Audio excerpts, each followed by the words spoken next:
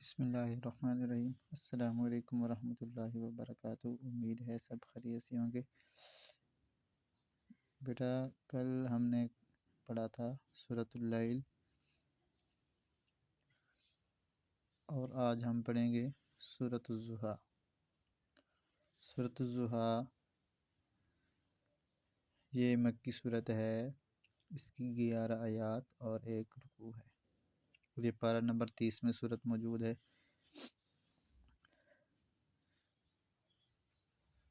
ضحیٰ کا مطلب ہے چڑھتے دن کی روشنی یا چاشت کا وقت۔ اس سورت کی پہلی آیت میں اللہ رب العزت نے سورج کے دن کے شروع ہونے کی قسم جو ہے وہ بیان کی ہے، اس لیے اس سورت کا نام سورۃ الضحیٰ جو ہے وہ رکھا گیا ہے۔ اور اس سورت کے اندر نبی اکرم صلی اللہ علیہ وسلم کی شان کو بیان کیا گیا ہے۔ اس سورت کے اندر اللہ رب العزت نے آپ صلی اللہ علیہ وسلم کے جو عظیم اوصاف ہیں ان کو بیان کیا ہے، اور اللہ تعالیٰ نے جو آپ صلی اللہ علیہ وسلم پر احسانات اور آپ کے اوپر انعامات جو ہیں وہ فرمائے ہیں، وہ بھی اس صورت کے اندر جو ہے وہ بیان کیا گیا ہے۔ اور پھر اس صورت کے اندر اللہ رب العزت نے آپ صلی اللہ علیہ وسلم کو تسلی دی ہے، اور کفار کی طرف سے جو اعتراضات یا باتیں جو ہے وہ کی جاتی تھیں، وہ اس سے نبی اکرم صلی اللہ علیہ وسلم غمگین اور پریشان ہو جایا کرتے تھے، تو اس صورت میں اللہ رب العزت نے آپ کو جو ہے وہ تسلی دی ہے۔ اللہ تعالیٰ نے آپ صلی اللہ علیہ وسلم کے اوپر بہت زیادہ احسانات جو ہے وہ فرمائے ہیں، اور آپ کی ذات کو معجزہ بنا کر اس دنیا کے اندر جو ہے وہ بھیجا ہے۔ اللہ رب العزت نے آپ صلی اللہ علیہ وسلم کے اوپر جو ہے وہ بہت زیادہ انعامات جو ہیں وہ بھی فرمائے ہیں۔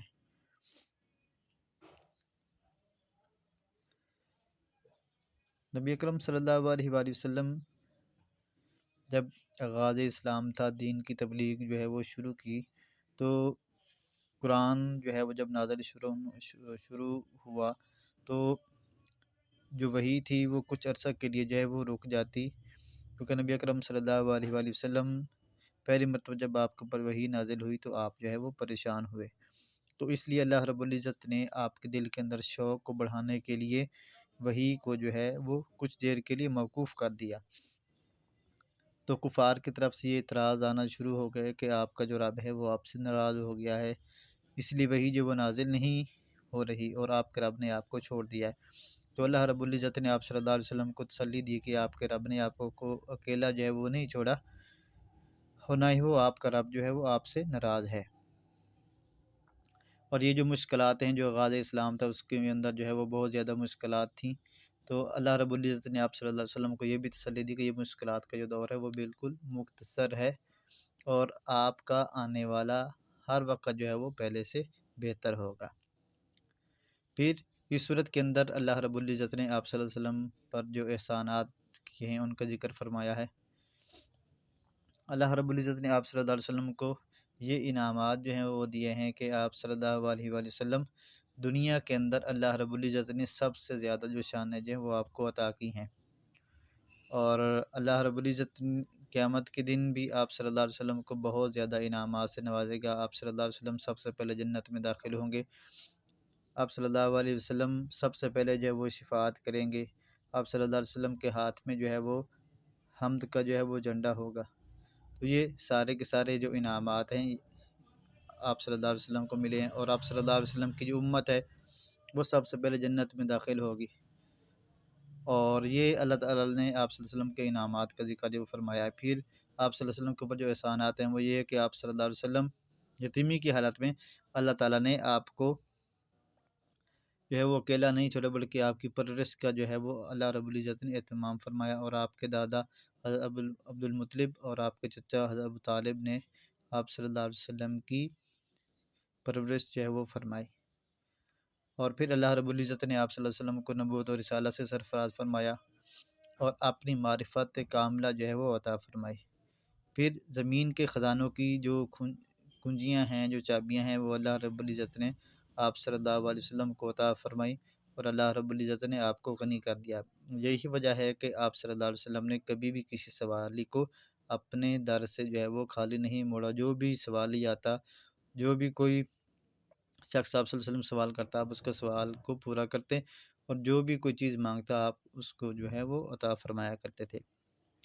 پھر آخر میں آپ صلی اللہ علیہ وسلم کے ذریعے سے اللہ رب العزت نے اس امت کو جو ہے وہ تلقین کی ہے کہ یتیموں کے ساتھ سختی جو ہے وہ نہیں کرنی چاہیے، اور نہ مانگنے والے کو جھڑکنا چاہیے۔ اور یہی وجہ کہ آپ صلی اللہ علیہ وسلم نے کبھی کسی کے اوپر جو ہے وہ سختی بھی نہیں کی، اور نہ ہی آپ نے کسی سوالی کو جو اپنے دروازے سے وہ خالی موڑا ہے، اور نہ ہی اس کو جھٹکا، بلکہ جو بھی آتا اس کو عطا کیا جاتا تھا۔ اور امت کو بھی یہی تلقین ہے، یہی نصیحت ہے کہ یتیم کے اوپر سختی نہیں کرنی، اس کا مال جو ہے وہ نہیں کھانا، اور نہ ہی مانگنے والے کو جھڑکنا ہے، بلکہ جو سوال کرتا ہے اس کو عطا کرنا چاہیے۔ اور اللہ تعالیٰ کی جو نعمتیں جو ہیں وہ انسان کو ملتی ہیں ان کا ذکر کرنا چاہیے، کیونکہ جب بندہ جو ہے وہ نعمتوں کے اوپر جو ہے وہ شکر ادا کرتا ہے تو اللہ رب العزت ان نعمتوں کو جو ہے وہ اور بڑھا دیتا ہے، اور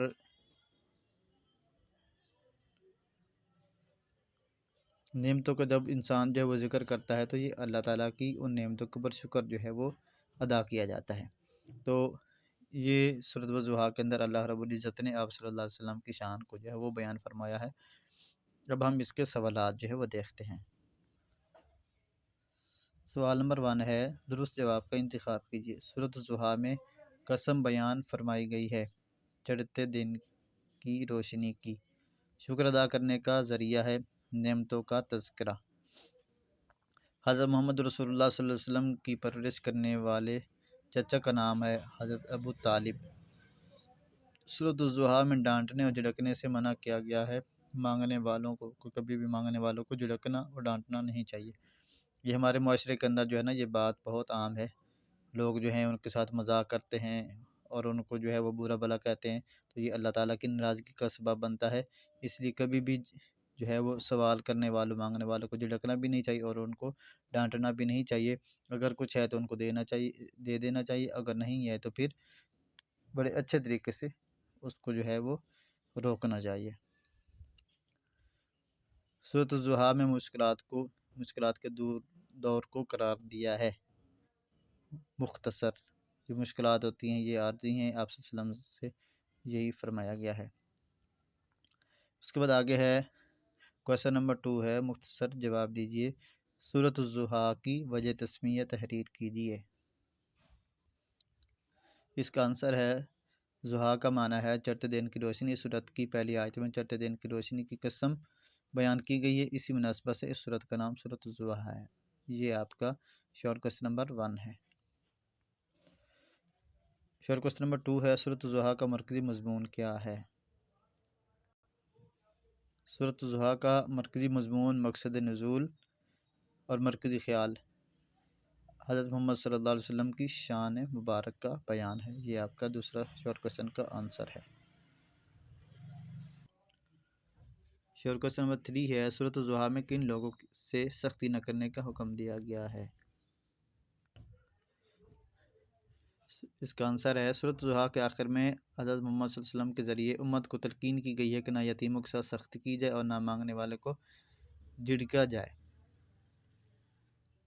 یہ آپ کا شارٹ کویسچن نمبر 3 ہے۔ آگے ہے تفصیلی سوالات ہیں۔ تفصیلی سوال نمبر 1 ہے، سورۃ والضحیٰ کا تعارف اور مقصد نزول تحریر کیجیے۔ تو اس کے تعارف میں سب سے پہلے ہم بتائیں گے سورۃ والضحیٰ مکی صورت ہے، اس کی 11 آیات ہیں اور 1 رکوع ہے۔ اس کے بعد اس کی وجہ تسمیہ جو ہے وہ ہم لکھیں گے، اور پھر اس کا مقصد نزول جو ہے وہ ہم لکھیں گے۔ یہاں تک آپ کا لانگ کویسچن نمبر 1 جو ہے وہ کمپلیٹ ہوگا۔ امید ہے بیٹا آپ کو یہ ساری باتیں جو ہیں وہ سمجھ آ گئی ہوں گی۔ آپ نے ان کو غور سے سننا ہے، سمجھنا ہے، پھر ان کو یاد کرنا ہے، اور جو آپ کے مختصر سوالات ہیں وہ آپ نے لکھ لینے ہیں، اور جو مشکل ورڈ کے میننگ ہے وہ بھی آپ نے اچھے طریقے سے حل کر لینے ہیں۔